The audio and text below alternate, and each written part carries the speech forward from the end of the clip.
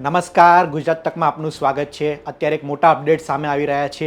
ધારાસભ્ય ચૈતર વસાવાને હજુ પણ કોર્ટમાંથી રાહત મળી નથી।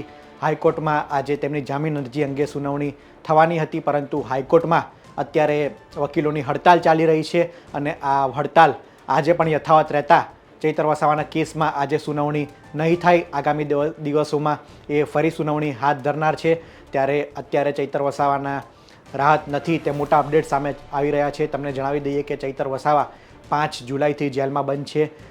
ભાજપના તાલુકા પંચાયતના પ્રમુખ સંજય વસાવા સાથે મારામારી કેસમાં તેઓ જેલમાં બંધ છે અને અત્યારે વડોદરા સેન્ટ્રલ જેલમાં તેઓ છે।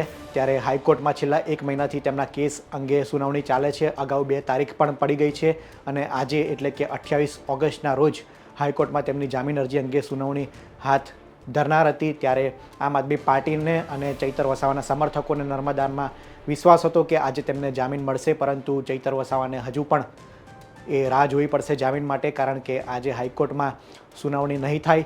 હાઈકોર્ટના વકીલો છેલ્લા કેટલાક દિવસથી તેમની માંગોને લઈને હડતાલ કરી રહ્યા છે અને એ હડતાલ આજે પણ યથાવત રહેતા ચૈતર વસાવાના કેસમાં આજે હાઈકોર્ટમાં સુનાવણી નહીં થાય। એટલે કે અત્યારના મોટા અપડેટ કહી શકાય કે ચૈતર વસાવાને હજુ પણ રાહત નહીં અને હજુ પણ તેમને જામીન માટે ઘણો સમય, કેટલોક સમય જેલમાં વિતાવવો પડશે।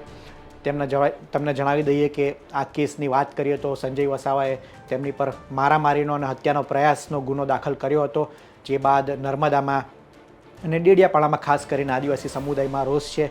લોકો એવો આરોપ લગાડી રહ્યા છે કે ભાજપ તેમના વિરુદ્ધ ખાર રાખીને આ કાર્યવાહી કરી રહી છે, કારણ કે ચૈતર વસાવાએ સતત લોકો વચ્ચે રહેતા નેતા છે, લોકોની સમસ્યાને ઉજાગર કરે છે। તેના જ કારણે અવારનવાર પોલીસ સાથે અને વહીવટીતંત્રના અધિકારીઓ સાથે તેમના ઘર્ષણના સમાચાર સામે આવતા હોય છે, જેના કારણે જ આમ આદમી પાર્ટીના લોકો કહી રહ્યા છે કે આનો ખાર રાખીને ચૈતર વસાવાને ખોટી રીતના ફસાવી દેવાનો આ ષડયંત્ર છે અને નાના કેસને મોટો બનાવવાનો પોલીસ અને સરકાર એ પ્રયત્ન કરી રહી છે, જેના કારણે ચૈતર વસાવા છેલ્લા પોણા 2 મહિનાથી એ જેલમાં બંધ છે અને આદિવાસી સમુદાયના લોકો એ રાહ જોઈ રહ્યા હતા કે તેમના નેતા એટલે કે ચૈતર વસાવા એ જેલમાંથી ક્યારે આવે, પરંતુ અત્યારના મોટા સમાચાર છે કે ચૈતર વસાવાને એ હાઈકોર્ટમાંથી રાહત નથી થઈ અને આગામી હજુ પણ કેટલોક સમય તેમને જેલમાં રહેવું પડશે। આગામી સમયમાં હાઈકોર્ટમાં તેમના જામીન અરજી અંગે સુનાવણી હાથ ધરાશે।